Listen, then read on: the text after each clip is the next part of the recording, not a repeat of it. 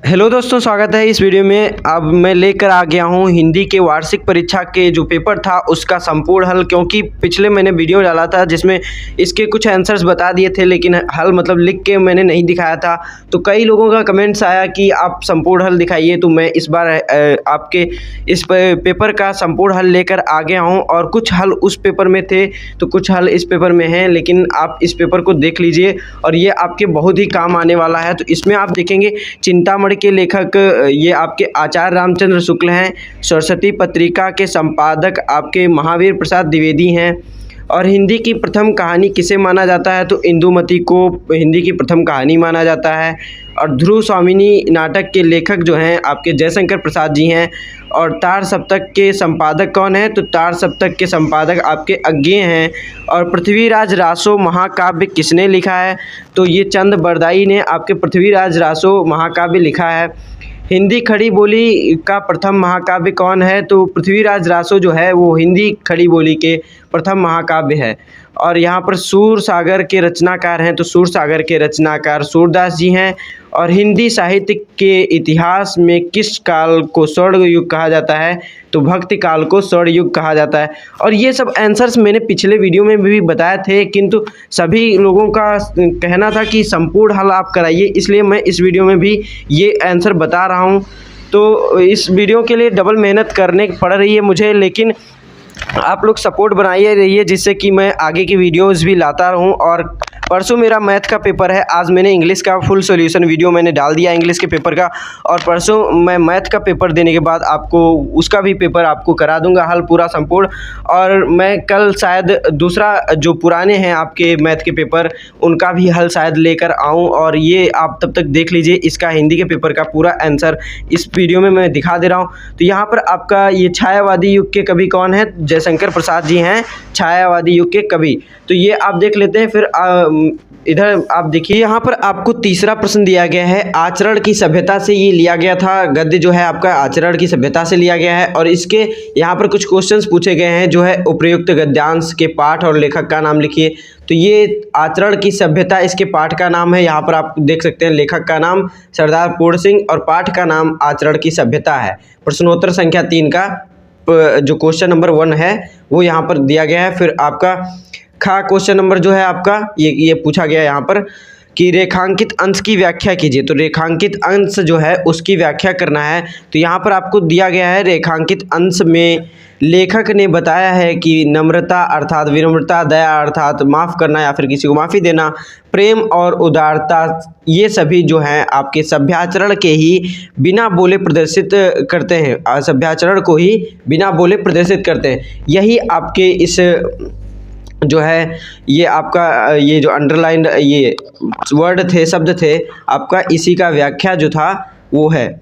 और यहाँ पर आपका तीसरा प्रश्न दिया गया है, आचरण कब प्रकट होता है, गद्यांश के आधार पर स्पष्ट करना है। तो आचरण कब प्रकट होता है यहाँ पर दिखाया गया है, तो मृदु वचनों, यहाँ पर तीसरा जो गा वाला है क्वेश्चन उसका मृदु वचनों से आचरण प्रकट होता है मनुष्य। ये फिर अगला थोड़ा मिस्टेक है, यहाँ पर देखिएगा आप, अगला क्वेश्चन पढ़ लेते हैं। यहाँ पर मृदु वचनों से आचरण प्रकट होता है, यहाँ पर इस तरीके से ये पहले का गा वाले का आंसर हो जाता है। फिर आगे जो है सभ्याचरण कैसा गुण है, तो यहाँ पर दिया गया आपका इधर, सभ्याचरण एक अच्छा गुण है और यहाँ पर मनुष्य के जीवन पर इसका बहुत बड़ा प्रभाव पड़ता है तथा इसके सभी गुण मनुष्य के हृदय में बस जाते हैं, चिरस्थायी हो जाते हैं। आपके यहाँ पर गद्य में लिखा गया है, वही यहाँ पर पूछा गया था कि आचरण कब प्रकट होता है, गद्यांश के आधार पर स्पष्ट कीजिए, ये वाला हो गया। आचरण ये मृदु वचनों से प्रकट होता है। और सभ्याचरण कैसा गुण है, तो सभ्याचरण एक अच्छा गुण है। और इसके जो ये जितने भी मतलब कि ये इसके जितने गुण हैं, ये सभ्याचरण के गुण हैं, मनुष्य के जीवन पर बहुत ही प्रभाव डालते हैं और ये उनके गुणों में मनुष्य के हृदय में बस जाते हैं। इस तरीके से इसका हो जाता है गा वाले का आंसर और ये घा वाले का।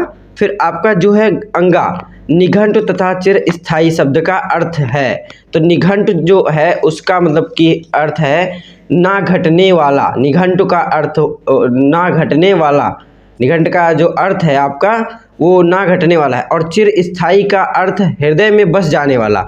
चिरस्थायी यानी चिर मतलब होता है हृदय और स्थायी यानी रहने वाला। तो चिरस्थायी मतलब कि हृदय में बस जाने वाला, ये आपका हो जाता है अंगा का। तो ये पहला मैंने गद्य का उत्तर करा दिया। चौथा जो क्वेश्चन है आपका ये बिन गोपाल बैरन भाई कुंजे, तो इसको मैंने हल करके नहीं दिखाया है, तो इसको मैंने पहले जो वीडियो बनाया था इससे पहला वाला, तो उसमें मैंने इसका हल बताया हुआ था।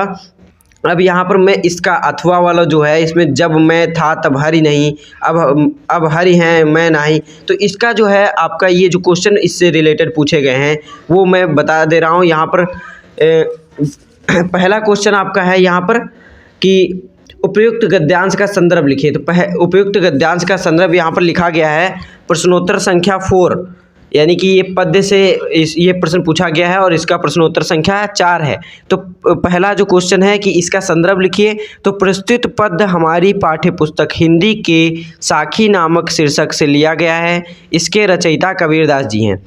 तो इसके रचयिता कबीरदास जी हैं और साखी नामक शीर्षक से लिया गया है, ये आप लिख सकते हैं। फिर आपका ये जो है अगला क्वेश्चन पूछा गया है इसमें, वो है खा।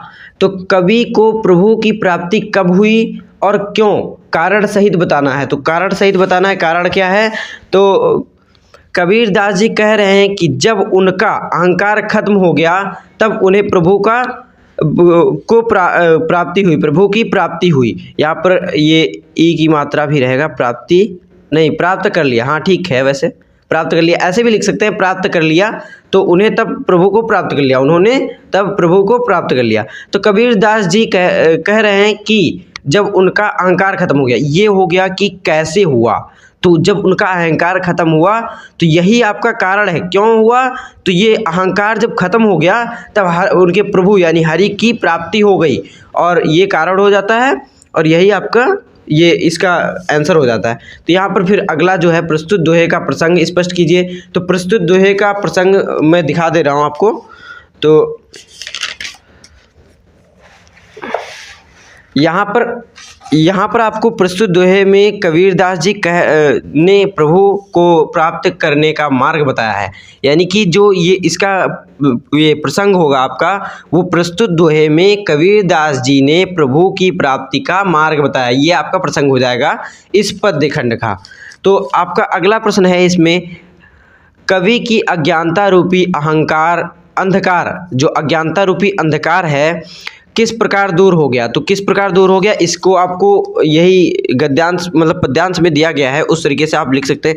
तो यहाँ पर कवि ने जब ज्ञान रूपी दीपक देखा तब, यानी दीपक देखा, ज्ञान रूपी दीपक यानी हरि के दर्शन जब पाए तब सब अज्ञानता रूपी अहंकार दूर हो गया, सब अज्ञानता रूपी अहंकार दूर हो गया। इस तरीके से इसका भी उत्तर हो जाता है। बाद में आपका अंतिम ये जो इसका है पद्य का, तो रेखांकित अंश की व्याख्या करना था। तो यहाँ पर इसकी व्याख्या पूरी तरीके से दी गई है, इसको आप पढ़ लीजिए। कबीरदास जी कहते हैं कि जब तक मैं अर्थात अहंकार था तब हरि का साक्षात्कार नहीं हुआ, लेकिन हरि के साक्षात्कार के साथ उनका अहंकार निजपन समाप्त हो गया। ये आपका ये जो अंडरलाइंड ये आपका था रेखाखंड, उसी का ये अनुवाद है, मतलब की व्याख्या है, उसकी व्याख्या है। फिर यहाँ पर आपका निम्नलिखित लेखकों में से किसी एक का साहित्य परिचय देते हुए उनकी कृतियों पर प्रकाश डालिए। तो इस पे आप किसी का भी एक जीवन परिचय याद कर सकते हैं और उनका लिख सकते हैं। तो ये आप किताब से कर लीजिएगा, इसको मैं दिखाने वाला नहीं हूँ, और मैं थोड़ा जल्दी में फंस भी जा रहा हूँ, बीच बीच में अटक रहा हूँ, क्योंकि अगले दिन मेरा मैथ का पेपर है, तो उसके लिए मुझे जल्दी भी है। लेकिन आपके बहुत कहने पर मैं इसका सॉल्यूशन लेकर आया हूँ, और इसके कुछ सॉल्यूशंस में इस वीडियो में मैं आपको दिखा दे रहा हूँ। फिर मैथ का पेपर है तो उसके लिए प्रिपरेशन मुझे भी करनी ज़रूरी है, और उसका भी वीडियो मैं आगे लाने वाला हूँ। तो सपोर्ट बनाए रखिए और आगे के ये आप सब वीडियो देखते रहिए। फिर बलिदान और आकाशदीप कहानी का सारांश लिखना था कोई एक का, तो बलिदान कहानी का आप सारांश जो है किताब से देख लीजिएगा। और आन का मान नाटक ये आपके ज़िले के अनुसार आता है, तो आन के मान नाटक मेरे ज़िले के अनुसार आया है, तो इसको आप जो आपके ज़िले में आता हो उसको आप पढ़ लीजिएगा। कोई जरूरी नहीं आन ही के मान आप पढ़िएगा, क्योंकि आप पहले अपनी किताब में देखिएगा कि आपके ज़िले में कौन सा नाटक जो है वो आपके ज़िले में पढ़ा जाएगा, उसी को देखिएगा। फिर यहाँ पर आपका जो भारतस्य आंदोलन, ये जो संस्कृत है इसका अनुवाद करना था, वो अनुवाद में आपको दिखा दे रहा हूँ कि हिंदी अनुवाद जो है, यह शहर भारत। पहले आप ये देख लीजिए जो क्वेश्चन है आपका, इसमें अनुवाद किस चीज़ का करना है इसका आप पढ़ लीजिए। और यहाँ पर इसको मैंने पिछले वीडियो में अच्छी तरीके से पढ़ के बताया भी है, और इसका सब अर्थ मतलब कि जितने शब्द हैं सबका अर्थ भी बताया है, तो वो वीडियो भी आप देख लीजिएगा, उसमें और समझ जाएंगे। यहाँ पर मैं डायरेक्ट इसका सॉल्यूशन दिखा दे रहा हूँ, ये आप देख लीजिए। और यह शहर भारत के स्वतंत्रता आंदोलन का मुख्य केंद्र था। इसी पावन हो सकता है, इसी पावन भूमि में श्री मोतीलाल नेहरू, महामना मदन मोहन मालवीय, चंद्रशेखर आज़ाद आदि स्वतंत्रता सेनानी रहे और आंदोलन यह राष्ट्रीय नायक यहाँ मतलब आंदोलन का संचालन किया। ये थोड़ा मिस्टेक है, मैंने ये दूसरी जगह लिखा है ना, तो यहाँ पर थोड़ा मिस्टेक हो गया है, थोड़ी लाइन छूट गई कि यहीं से इन लोगों ने आंदोलन का संचालन किया। यहाँ राष्ट्रीय नायक पंडित जवाहरलाल नेहरू का खेल का मैदान और कर्म स्थान भी है। ये जो है आपका उनके पंडित जवाहरलाल नेहरू का। तो इस तरीके से आप इसका अनुवाद देख सकते हैं। और बाकी मैंने पिछले वीडियो में इसका अच्छे से शब्द का अर्थ पूरी तरीके से बताते हुए मैंने किया था। इसमें कुछ चीज़ें पहले जैसे कि इनका हिंदी नहीं मैंने दिखाया था, लिखित नहीं दिखाया था, तो वो इस वीडियो में दिखा दे रहा हूँ। यहाँ पर कुछ गलतियाँ भी हुई हैं, इसको आप देख लीजिए, अपने अनुसार मैं बता दे रहा हूँ कहाँ कहाँ गलती है, लेकिन वो अपने अनुसार आप देखकर कर लीजिएगा। और मुझे थोड़ा जल्दी है, इसलिए ये वीडियो आपके लिए बहुत जल्दी में बना रहा हूँ। तो हिंदी अनुवाद अगला जो है आपका, ये एक पद्य से भी आता है, संस्कृत खंड। तो यहाँ पर एक नीचे दिया गया है, ईशावास्यमिदं सर्वं यत् किंचित् जगत्याम जगत तेन त्यक्तेन भुंजथा मा गृधा कश्चित् धनम। तो ये है आपका अगला पद्य से, ये संस्कृत का इसका अनुवाद करना था। तो ईशावास्यमिदं, इसका मैंने अच्छी तरीके से एक्सप्लेनेशन पिछले वीडियो में किया है, तो वो वीडियो आप देखिए अगर नहीं देखे। अगर देखें तो बहुत अच्छा है, और यहाँ पर आपको समझ में भी आएगा, और ये आप लिखित पा जाएंगे तो और अच्छा है। यह पूरा ब्रह्मांड और इसमें सब कुछ भगवान का है। और दूसरी लाइन जो है वो इधर दी गई है, जो उसने तुम्हें दिया है उसका आनंद लो और किसी के धन का लालच मत करो। तो ये इसका पूरा आंसर हो जाता है। फिर आपका आगे लास्ट पेज है, इसको मैं दिखा दे रहा हूँ। तो उसी का एक और अथवा में दिया गया है, ये मतलब पद्य से ही है, संस्कृत पद्य खंड से। तो इसका भी आप कर सकते हैं, ये अथवा में दिया गया है, मैंने एक करा दिया है, एक आपको अगर मतलब प्रैक्टिस करनी है तो इसका अर्थ आप किताब से ढूंढ लीजिए। और यहाँ पर निम्नलिखित मुहावरों और लोकोक्तियों में से किसी एक का अर्थ लिखते हुए वाक्य प्रयोग कीजिए। तो अंधे की लाठी यानी कि एकमात्र सहारा होना, आँख का तारा यानी कि बहुत ज़्यादा प्रिय होना, और ईंट से ईंट बजाना यानी कि पूरा टक्कर का सब जो भी है, लड़ाई वगैरह चल रहा है, बस एक ही का करना था आपको, ज़्यादा इससे मतलब नहीं है। एक का मैंने बता दिया बहुत है, और दो का दूसरे का भी बता दिया।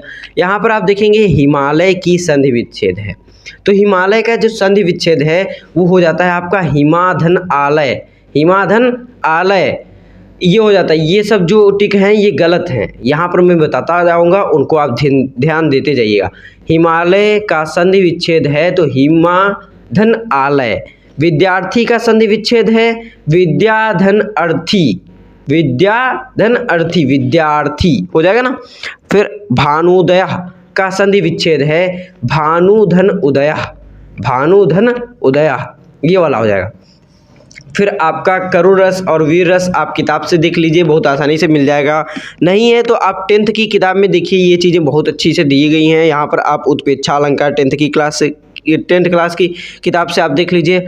और चौपाई सोरठा ये जो है ये भी आप उसी से देख लीजिए, वहाँ से आसानी से आपको मिल जाएगा। और इसको मैंने पिछले वीडियो में अच्छे से बताया भी था, तो वहाँ से भी आप देख सकते हैं। फिर इंटरमीडिएट कॉलेज के प्रबंधक को, लिपिक को रिक्त स्थान पद, ये वाला आप लिख सकते हैं जो आवेदन पत्र है। या फिर आप इस दूसरा लिख सकते हैं, और यहाँ पर है अपने क्षेत्र की नालियों और सड़कों आदि की सफाई ना होने पर स्वास्थ्य अधिकारी को शिकायत लिखिए।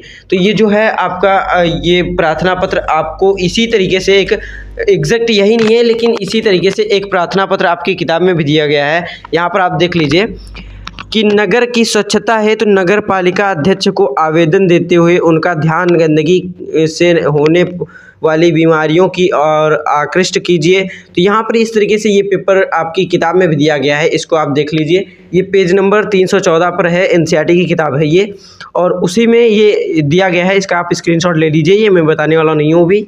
फिर आपका हो जाता है ये निम्नलिखित निबंधों पर आपको किसी एक निबंध का मतलब निबंध लिखना था। तो ये इस तरीके से आपका पेपर पूरा हो जाता है। हाँ, तो वीडियो को लाइक कीजिए और चैनल को भी सब्सक्राइब कर लीजिए, क्योंकि मैं आपके लिए वीडियो बहुत मेहनत से इस समय बना रहा हूँ। मैथ का पेपर आगे है तो उसको भी आप देखने के लिए चैनल को सब्सक्राइब कर ही लीजिए और वीडियो को भी लाइक कर दीजिए। इसी तरीके से आपके अच्छे से अच्छे वीडियो आते रहेंगे। तो चलिए मिलते हैं अगले वीडियो में, तब तक थैंक्स फॉर वॉचिंग, बाय।